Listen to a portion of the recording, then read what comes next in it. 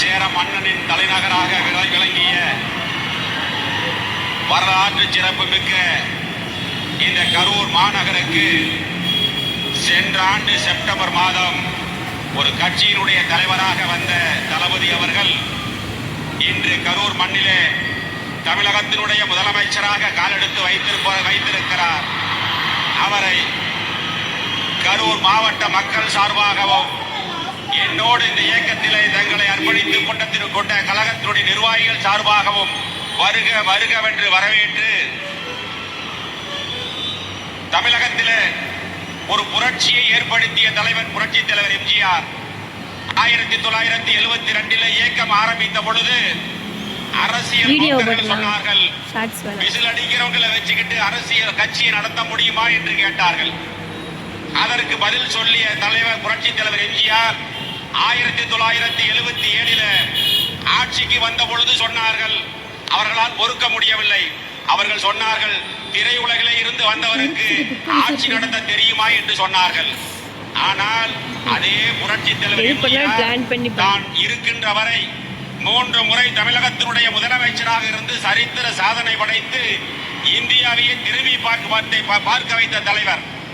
அதே போலதான் இப்பொழுது புரட்சி தலைவருடைய அன்பும் மாண்புமிகு புரட்சி தலைவி அம்மாவுடைய வீரமும் ஒன்று சேர்ந்த தலைவராக நம்முடைய புரட்சி தளபதி நம்முடைய தமிழக முதலமைச்சர் அவர்களை தமிழகம் மட்டுமல்ல இந்தியாவே உற்று நோக்கி கொண்டிருக்கிறது.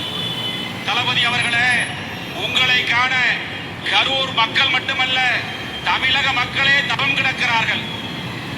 இங்கே இருக்கின்ற இளைஞர் பட்டாளம் இன்றைய இருக்கின்ற இளைஞர் பட்டாளம் மட்டுமல்ல, இன்னும் வரக்கூடிய இளைஞர் பட்டாளமும் சேர்ந்து வரக்கூடிய இளைஞர் பட்டாளமும் உங்கள் பின்னால் தான்.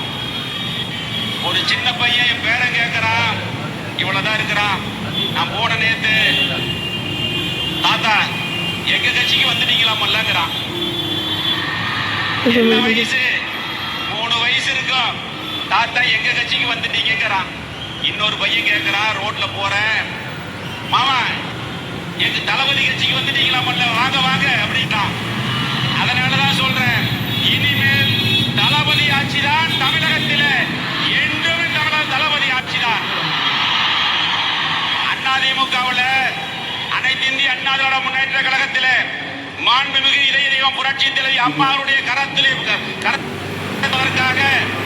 எத்தனை செய்திருக்கிறோம்.